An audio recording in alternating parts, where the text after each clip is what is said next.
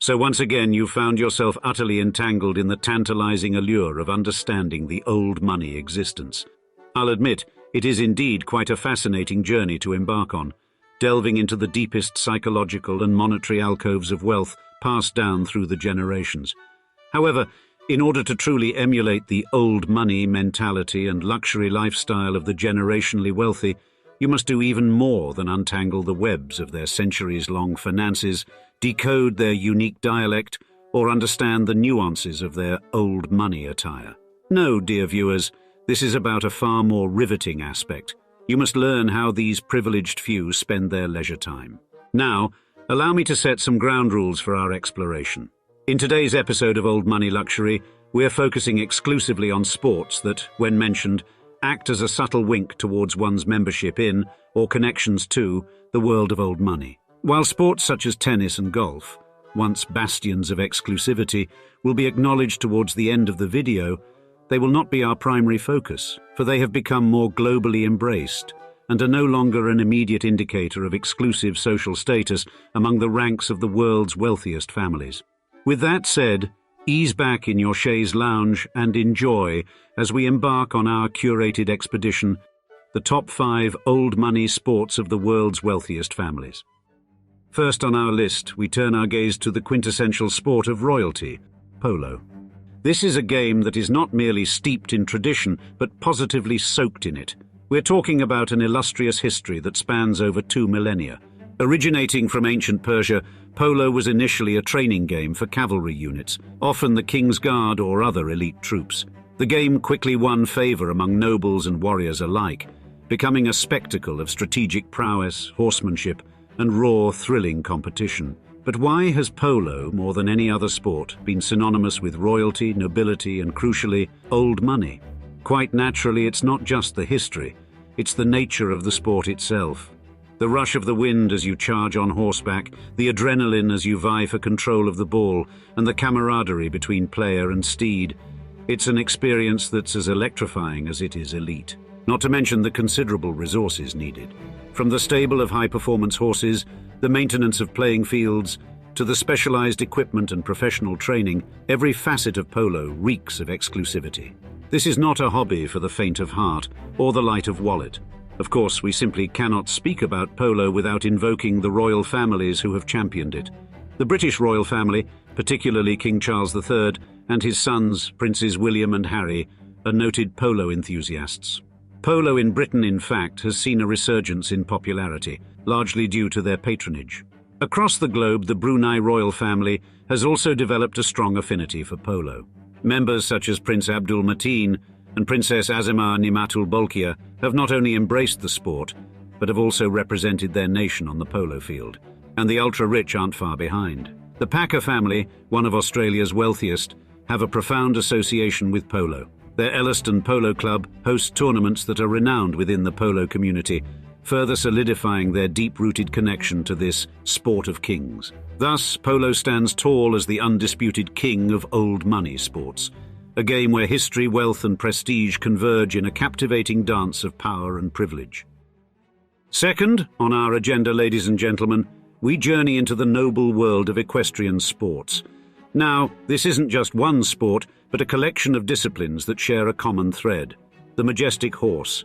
We're discussing horse racing, dressage, show jumping, and eventing. Each has its own set of rules, its own panache, yet all exemplify the old money vibe we're exploring. Let's take a brisk trot through history. The association of equestrian sports with nobility goes back to ancient times. The Romans, Greeks, and Byzantines all loved their horse sports. Dressage, a veritable ballet on horseback, can trace its roots to Xenophon in ancient Greece. Jumping and eventing, meanwhile, evolved from military traditions. These sports are steeped in a rich history of tradition, making them synonymous with aristocracy and old money. Like polo, equestrian pursuits require not only considerable investment, but an intimate understanding of and connection with these magnificent creatures. The cost of maintaining, training, and transporting horses for these various disciplines can be staggering, a testament to their association with the world of the affluent.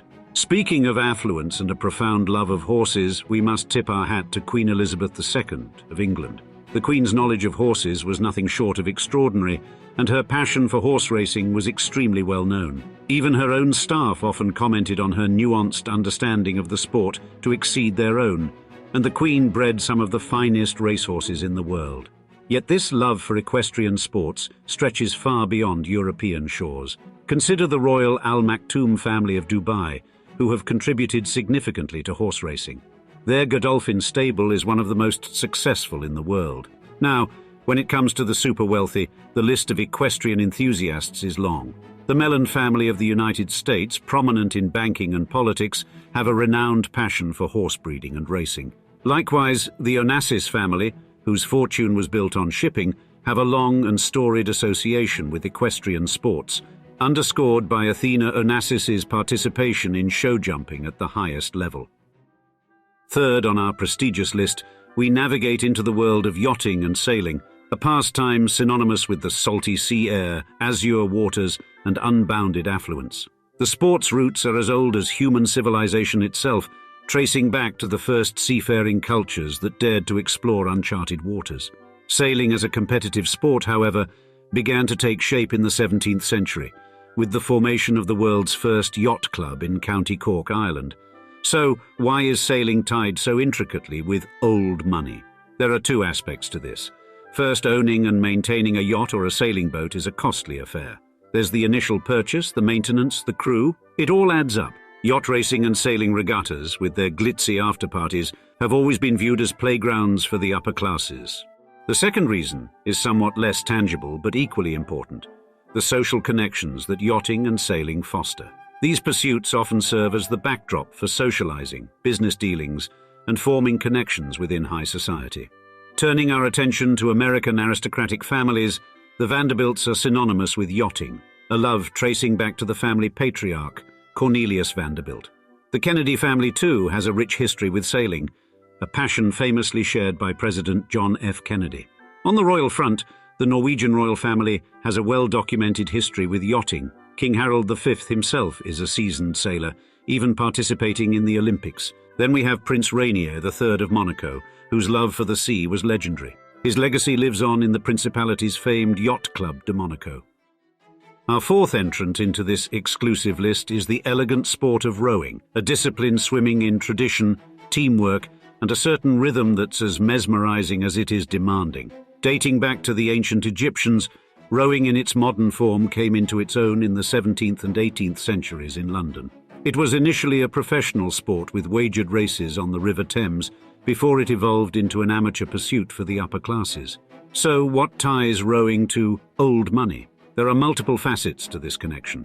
On one hand, rowing demands a high level of commitment, both in terms of time and resources.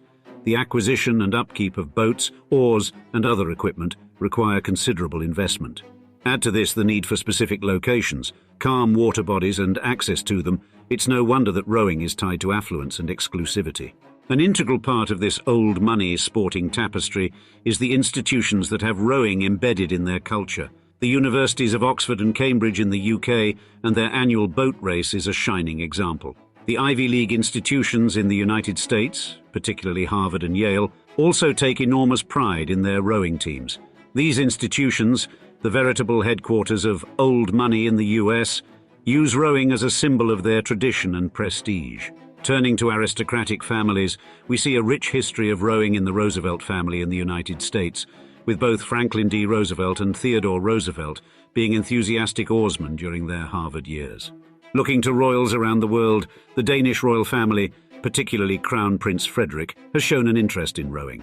Thus, if someone you meet is an experienced oarsman or woman, it's likely you've found someone with more than just one cursory experience engaging some of the old money types in your area. Finally, to round off our list of quintessential old money sports, we delve into the fast-paced, dynamic world of squash. Born in the posh confines of Harrow School in the mid-19th century, squash was initially a pastime of the schoolboys. It rapidly gained popularity and soon found its way into the adult world, becoming a staple in gentlemen's clubs and exclusive sporting venues across Britain. What imbues squash with an old money aura? For starters, playing squash requires access to a specialized court, a feature that is often only available in exclusive clubs or personal residences. The maintenance and upkeep of these facilities, along with the requisite training, demand substantial financial resources. Furthermore, squash has maintained a close relationship with private clubs and societies that are often seen as bastions of old money.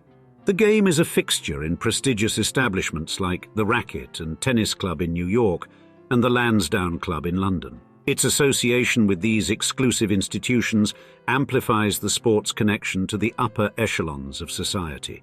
Turning to the aristocratic families, the Rockefellers in the United States have a long-standing affinity for squash. John D. Rockefeller Jr., in fact, had squash courts built in his residences.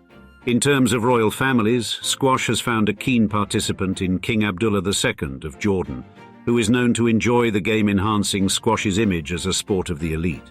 All in all, squash isn't just a game of agility and quick reflexes, it's an emblem of tradition and exclusivity. As we wrap up our exclusive journey, it is worth acknowledging the sports that, although not making our top list, have had historical ties to old money. Golf, skiing, and tennis spring to mind immediately. Yet, the landscape of these sports has undergone a profound shift over the last century. Today, these sports, once common activities of only the elite, have transcended their old money confines and have become more democratized, embraced by middle classes worldwide. This broader appeal has somewhat diluted their earlier connotations of exclusivity, but let's not be too hasty in dismissing them. While knowledge of these sports may not be an unequivocal indicator of old money, the where can reveal a great deal. Golfing in Augusta, skiing in St. Moritz, playing tennis at private clubs in the Hamptons, these are clear hallmarks of the high-status old money lifestyle. Among other sports often mentioned in old money parlance are fencing and kitesurfing. Fencing, with its roots in swordsmanship, retains an air of aristocratic tradition. Kitesurfing, on the other hand, is a more recent entrant, with its high costs and association with exclusive beach locations, making it a favorite among the well-to-do. Thus, the world of old money sports is a fascinating blend of tradition, exclusivity, and changing trends. As the baton of wealth and status continues to pass through generations, so do the sports that define them. And now we'd love to see you in the comments. Which of these old money sports have you played at least once? And do you have any stories from your experiences that give the audience a better understanding of these alluring old money activities? As always, we love hearing from you, and we thank you once again for joining us on another episode of Old Money Luxury.